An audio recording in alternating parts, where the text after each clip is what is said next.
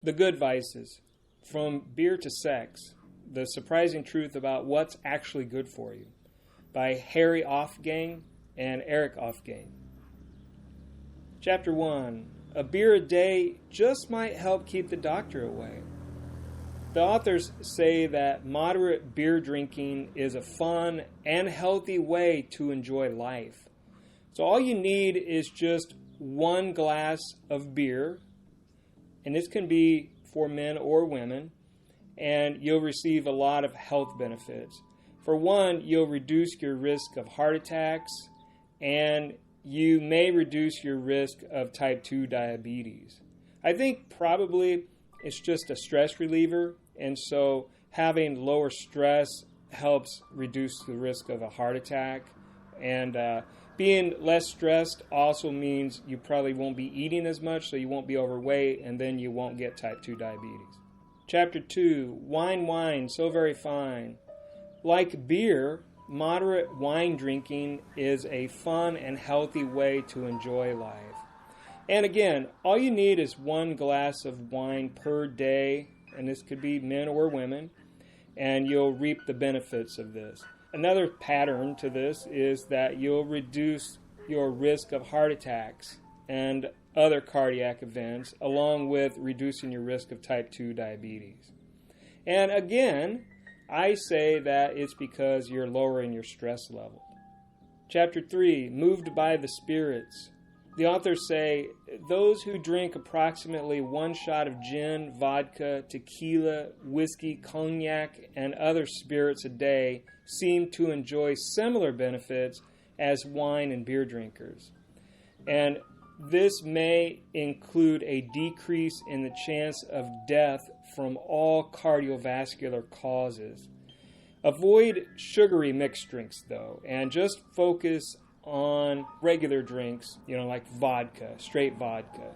Chapter 4, Sleep.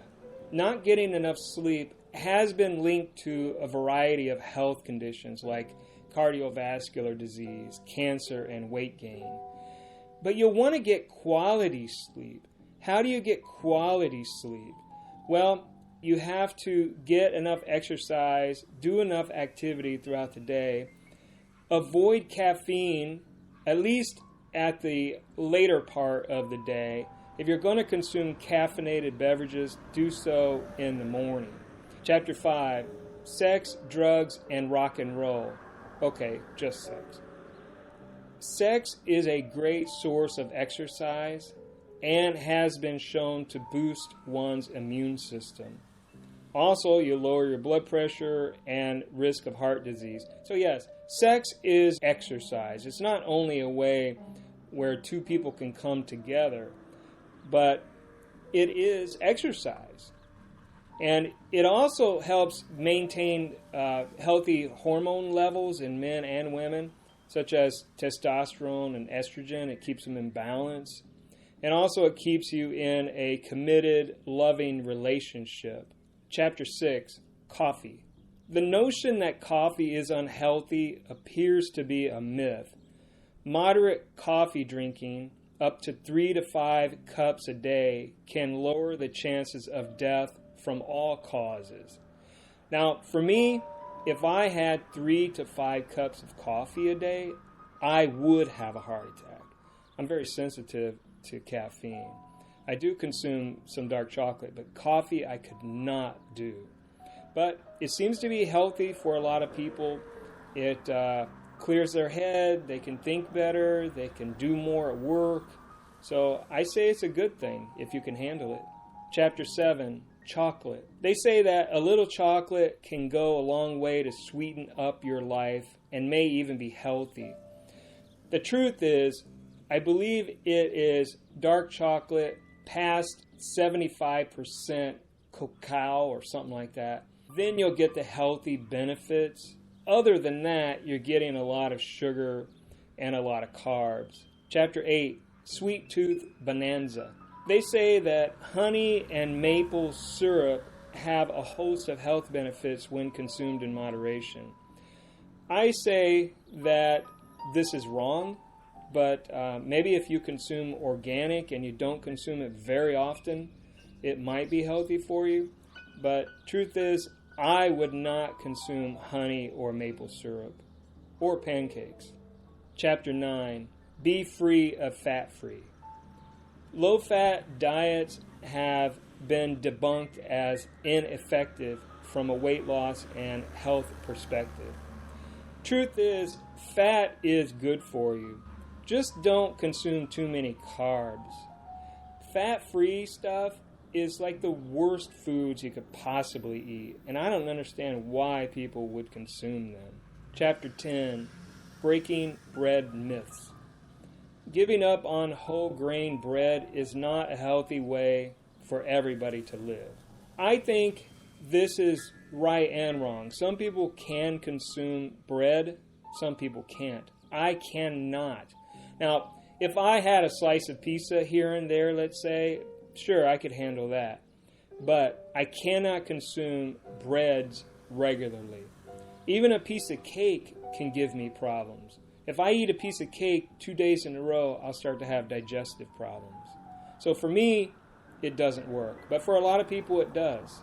Chapter 11, break fast, diet less. They say eating breakfast appears to be good for heart health and weight loss. Now, I agree and disagree with this.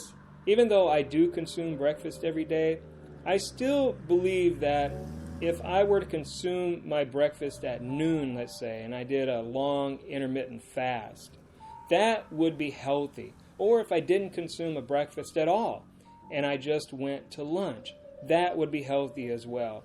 So consuming a breakfast or not consuming a breakfast probably is healthy either way. So I don't totally disagree with what they're saying here. Chapter 12, skip to the gym.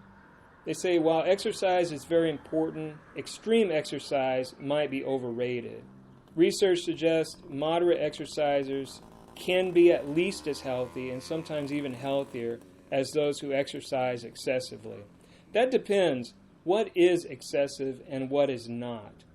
I guess it depends on the person, the fitness level of the person, the age of the person. All kinds of factors are involved in this. Chapter 13, let the sunshine in.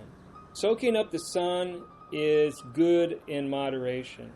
So if you're out in the sun in the summer, at least get 15 or 20 minutes of it. I don't think that should burn you.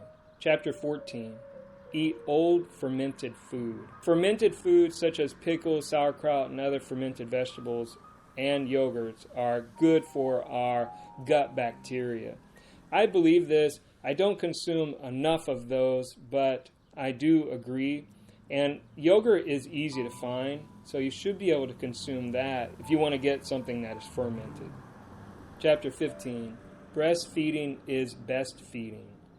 Breastfeeding is healthy for babies, decreasing their illnesses and strengthening their immune systems. It is also good for mothers. Chapter 16, get down and dirty. Avoiding all germs is a mistake. I agree with this. That's why I don't use antibacterial soap, because that will only make me sick. And when people were disinfecting and wearing masks during the COVID so-called pandemic, I didn't do any of those things, and I never even caught a cold. Chapter 17, happiness. Happiness is not only fulfilling and fun, it's healthy. But I think that happiness is fleeting. I don't think it lasts. I think mostly we are kind of in between happiness and sadness. And happiness is great, but it just doesn't last that long. Neither does sadness, unless you're really depressed. In the afterword, the author says, in August 2017, the oldest man then alive, Israel Cristal, died. He was a month shy of his 114th birthday. So this person lived a long time. And when reporters asked him for health advice, he was reluctant to offer any. He says, there have been smarter, stronger, and better-looking men than me who are no longer alive. All that is left for us to do is to keep on working as hard as we can and rebuild what is lost, he said. Anyway, all in all, this was a very good book. I thought it was casual and it wasn't overly scientific, and I liked it. I think you should try to get it. I got this at a Dollar Tree for only $1.25. Anyway, talk to you later. Bye.